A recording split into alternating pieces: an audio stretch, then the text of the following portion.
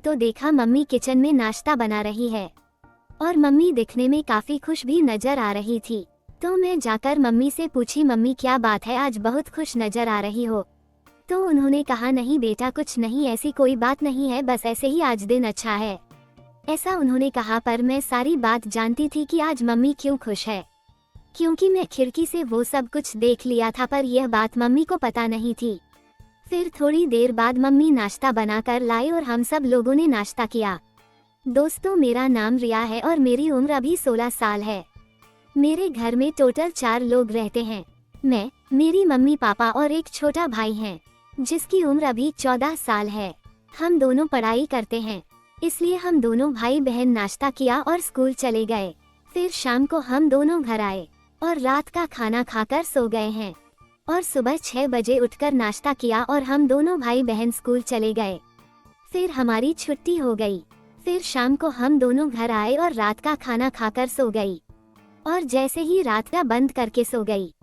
सुबह जब मैं उठी तो देखा पापा घर पर नहीं है। ये देखकर मेरा मन कुछ हल्का लगा। मैंने मम्मी से पूछा, मम्मी पापा कहाँ है? तो उन्होंने कहा, बेटा तेरे पापा कुछ काम से बाहर गए हैं। कुछ काम था क्या तुम्हें उनसे? मैंने कहा, नहीं मम्मी कुछ काम नहीं था, बस ऐसे ही पूछ रही थी। मेरी मम्मी से कहा, मम्मी नाश्ता तैयार हो गया है? तो मम्मी ने कहा, हाँ बेटा नाश्ता तैयार है। फिर हम दोनों भाई बहन नाश्ता किए और स्कूल चले गए। जब मैं स्कूल से वापस आई तो पापा गेट पर ही मिल गए।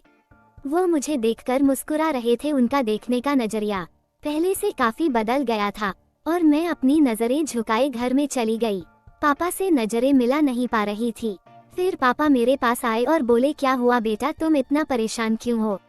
तो मैंने कहा, सॉरी पापा गलती हो गई। तो उन्होंने कहा, कोई बात नहीं बेटा, इस उम्र में ऐसी गलतियां हो ही जाती है, ज्यादा टेंशन मत लो और जाकर सो जाओ। पापा का ये बात सुनकर अब मुझे भी कुछ अच्छा लगने लगा और फिर मैं अपने कमरे में जाकर सो गई। थोड़ी देर बाद मुझे ऐसा एहसास हुआ कि कोई मेरे पास है और मुझे छूने की कोशिश कर रहा है। हल्की सी मैं अपनी आंखें खोली तो देखा कि पापा है।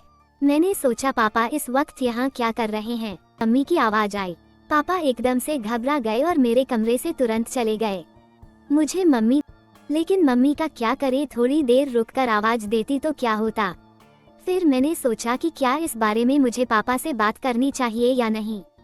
फिर मुझे काफी नींद आ रही थी और मैं सो गई। फिर सुबह जल्दी उठी और नहा धोकर तैयार हो गई। तभी पापा आए और बोले, क्या बात है बेटा, आज तो तुम बहुत अच्छी लग रही हो। पापा का ये तारीफ सुनकर मुझे अच्छा लगा और फिर हम दोनों भाई बहन नाश्ता करके स्कूल के लिए निकल गए। फिर थोड़ी देर बाद हम दोनों स्कूल पहुंच गए। तभी स्कूल में मुझे एक हैंडसम लड़का दिखाई दिया। आज से पहले कभी मैंने इतना हैंडसम लड़का नहीं देखा था। शायद वह स्कूल में नया था, क्योंकि मैं रोजाना स्कूल आती थी, पर मैंने आज से पहले कभी इसे नहीं देखा था। मैं सोची अगर मैं इसको पटा लूं तो मुझे अपनी उंगलियों का सहारा नहीं लेना पड़ेगा। मैं भी दिखने में काफी खूबसूरत थी।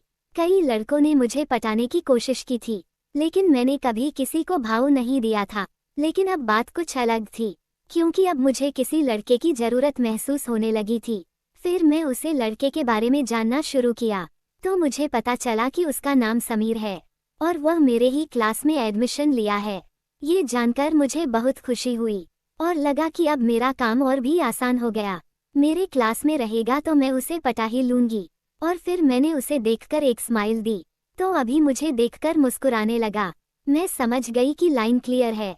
मैं जल्द से जल्द उसे पटाना चाहती थी, क्योंकि मैं उंगलियों का सहारा लेते लेते मैं थक गई थी।